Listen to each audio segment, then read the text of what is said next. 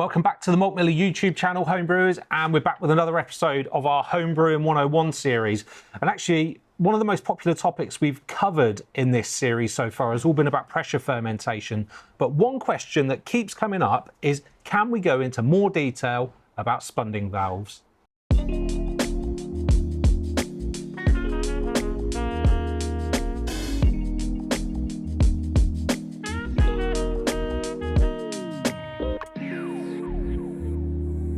So spunding valves, let's actually take a look at the different types available, how they work, how to set them and how to deploy them in your specific brewing setup.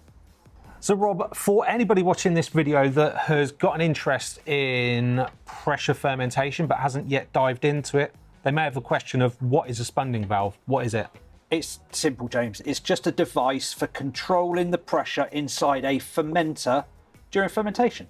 Yeah, so it's kind of got some similarities to a bubbler airlock in that it's designed to keep air out and CO2 inside and not let nasties in. But that's really where the similarities stop, because the way it works gives you so much more control over the pressure that's inside the fermenter. James, it's quite funny actually, because we see a fair few spelling mistakes on spunding valves. So like adding product tags to the website, we have to put all the spelling mistakes in there because autocorrect, it always changes it.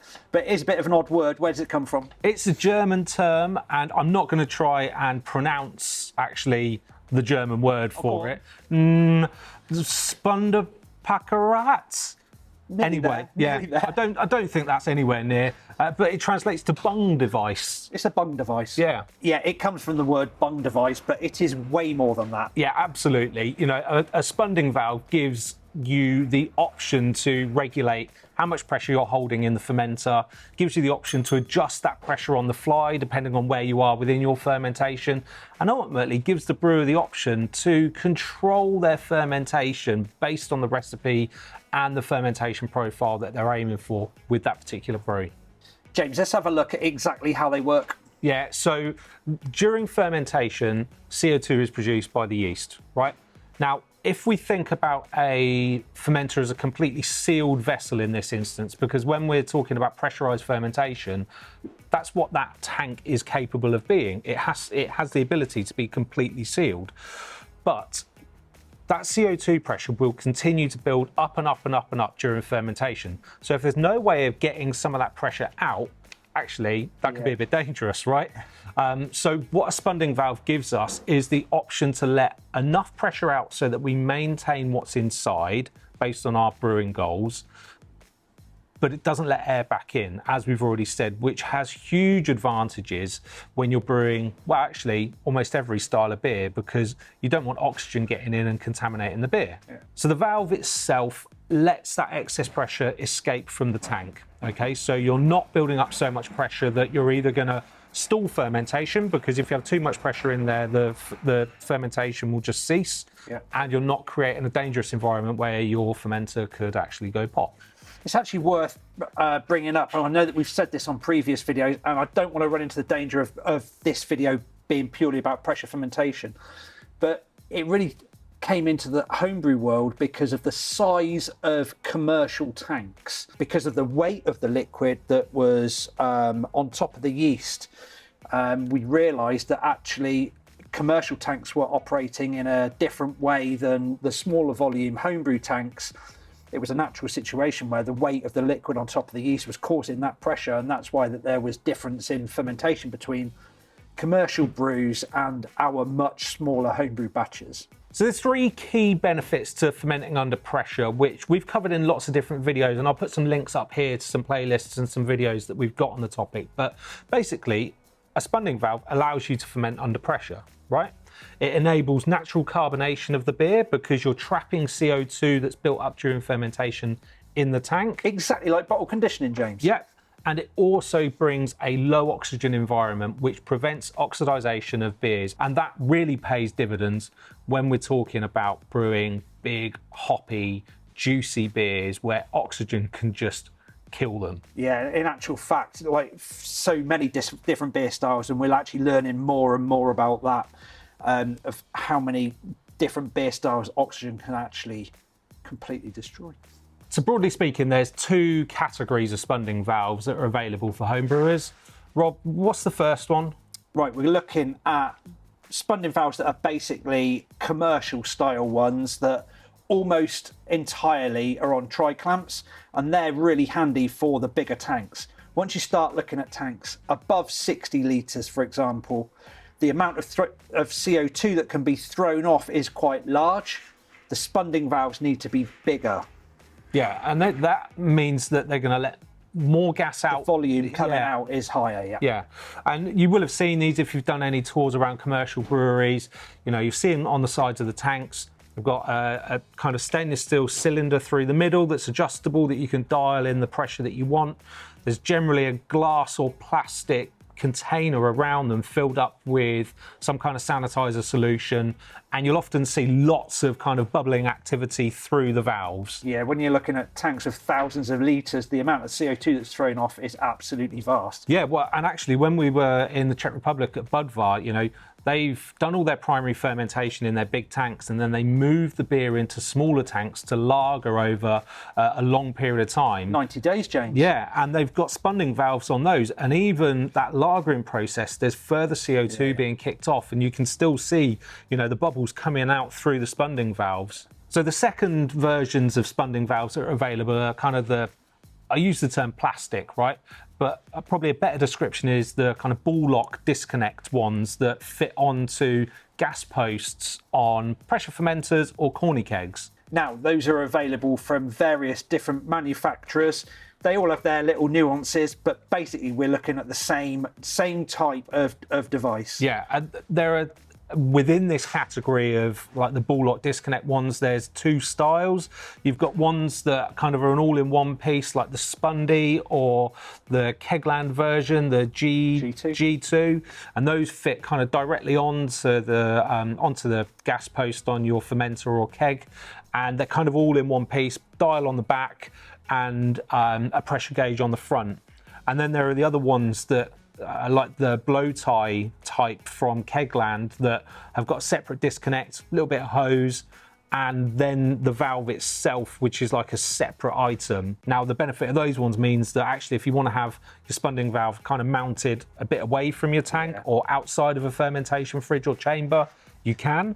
And those ones have got like a dial that you can turn in or out depending on how you want to set the pressure. Now, one of the big differences between the stainless ones, commercial style ones, and the plastic ones, if we're going to call them that are more homebrew sort of style, is the stainless commercial ones have a dial on that's actually marked. So you can actually dial that pressure in from the get-go. And really the crux of this video, and one of the reasons that we're actually doing this, because we get so many questions asked about how do you actually set the plastic style spunding valves, and that's what we're going to go into. Right, so that leads on nicely to our next section, which is kind of how you use a spunding valve in your homebrew setup. So you're going to need some equipment, right? The first thing you're going to need is some kind of pressurized fermenting vessel. That could be, you know, a corny keg. Some people love to ferment in a corny keg under pressure. It is a pressurized vessel. You could be using something like a Firmzilla, an all-rounder, a snub-nose Apollo, an Apollo Titan. You know, there are quite a few various sort of smaller batch size fermenters. Some are plastic, some are stainless steel. Yeah, look at the Brew Tools Mini Unis. Yep. They're all fantastic to use as pressurizable fermenters. And then you move into the bigger kind of unitank style fermenters like the Brew Tools kind of F series or the Brewbuilt series, you know, and those are, for want of a better phrase, scaled down commercial size fermentation tanks. And they often come with lots of different kind of ports that you can fit bits and pieces onto, which is why the tri-clamp spunding valves work so well with those. Yeah, the configuration on those is sort of more or less endless. So the steps to actually deploy one of these after brew day, once you've got your wort and you've transferred it into your clean and sanitized fermenter, and sealed everything up, you need to attach your spunding valve. Now, you can attach, as I've already said, the ball lock type ones just go straight onto the gas post because it's not feeding from the beer, and that's a common mistake. Oh, yeah. Fit your spunding valve onto the gas post, not the liquid post, because you're just going to push liquid through it. Or if you've got one of the bigger unitank style things, you fit your spunding valve via the tri-clamp. You have to set the fermentation pressure. Rob, how would you go about setting the fermentation pressure on a ball lock style spunding valve? Okay, there's a couple of different ways of doing this, and it depends on what sort of equipment you've got to how you can achieve this. For me, if I didn't have access to a CO2 bottle, I would put the spunding valve on and I would open it up completely at the start of fermentation. That means that gas is going to come, or CO2 is going to come out of the fermenter directly out the valve. You're not spunding it at all. As soon as fermentation starts, you can then start dialing it in, because that's the way that you can set the pressure. Yeah, and you'll be able to see that pressure build on your gauge. And it's worth saying, actually, isn't it, that a lot of the plastic style spunding valves, they have a analog gauge on them, but most of them can be swapped out for a digital gauge as well. Yeah, they can, and actually the digital gauges are more accurate, and they're tiny, but they're still quite easy to read. It's got a nice digital display with a light on, and yeah, nice. It's a nice upgrade if you want to do that. Second way of doing it is actually to take your spunding valve and attach it to your CO2 bottle. That way you can actually run CO2 through the spunding valve, and you can actually set the dial from the get-go. Yeah. But that's only any good if you've got access to a CO2 supply. At times previously, we've also added some CO2 into the fermenter after brew day, once we've once we've loaded everything in and we've got our yeast in there and it's all sealed up, some CO2 goes in, put the spunding valve on, and then release enough pressure so that you hit where you want to go. There's a bit of a debate about whether that is like best practice or not. Some people would say that actually you shouldn't do that because you don't want to apply too much pressure at the beginning of fermentation.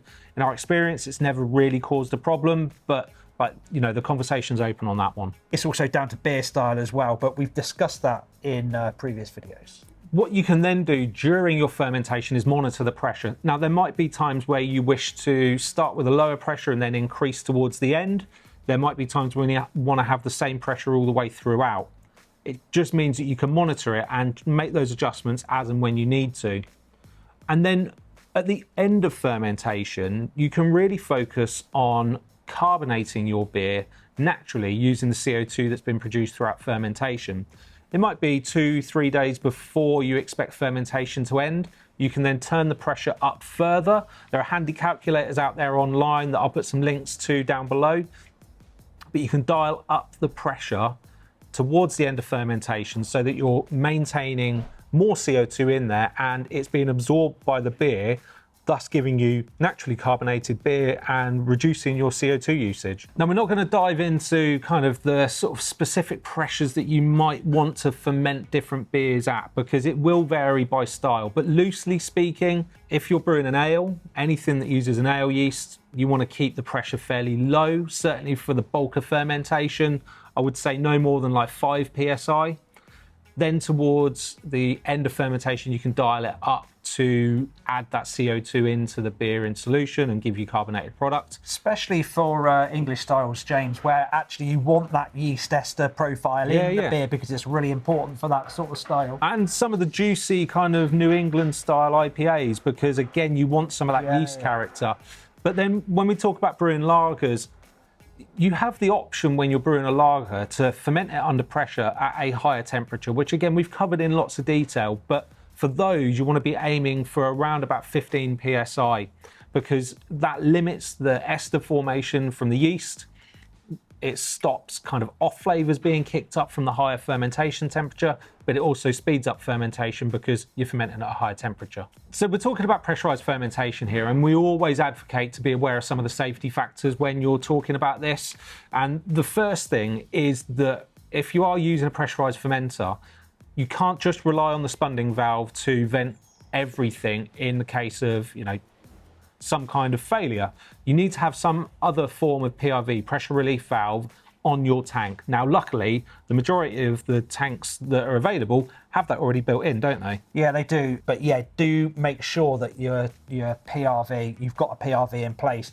Perhaps you've made something yourself, I don't know, but you do need to have a secondary PRV on your fermenter. And that PRV needs to be clean and clear of any like crowds and gunk from your previous fermentation. The other thing is always make sure that you're checking what the pressure ratings of whatever system you're using is, because if you've got a system that can take, I don't know, let's say 15 psi, and you set your spunding valve to 18 psi, you're going to allow that extra amount of pressure to start building up in your tank that your system just isn't rated for.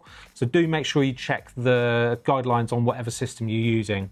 The other thing, James, is you really need to keep an eye on the amount of pressure build-up in that fermenter all across fermentation, which is why I said a bit earlier about a nice way to add the spunding valve is to add it so that it's completely open at the start of fermentation. You can let that fermentation kick off, then you've got a fair amount of CO2 being blown off, and it just makes it much easier to adjust the spunding valve. Yeah, and also because something we haven't really touched on here, but if you're using one of the bigger sort of stainless steel uni tanks with a tri-clamp style commercial spunding valve, you need to have some other kind of pressure gauge on there so you can see what pressure is being built up in the system, because those spunding valves allow you to set the pressure, they don't tell you what the pressure is.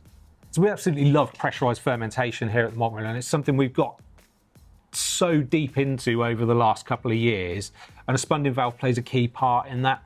Rob, what are some of the things that you love about it? Well, first off, it's actually been a bit of a game changer in the homebrew world. It's allowed us to create beer styles using less equipment, being able to make a lager, for example, without the need for temperature control. I mean, it's just like that's an amazing step for the homebrew world to be able to do. But the one thing that I really like about it is to end up with a product at the end of fermentation that's at the right carbonation, the carbonation that I've wanted it to be. Using that natural fermentation is kind of, I find it a better way to carbonate the beer than what I do is actually if I'm kegging a beer that I've not had spunded during fermentation, which is the shake method. Yeah.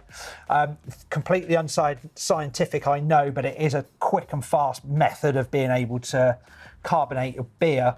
I actually prefer the carbonation kind of if it's naturally carbonated. Yeah, it's similar in the fermenter. It's similar to if you're doing like a forced carbonation over a long period of time. You get much more sort of finer dissolved CO2 bubbles. I always find the carbonation is just that little bit finer. It is. It's almost like the bubbles are more uniform. Actually. It's just a nicer way.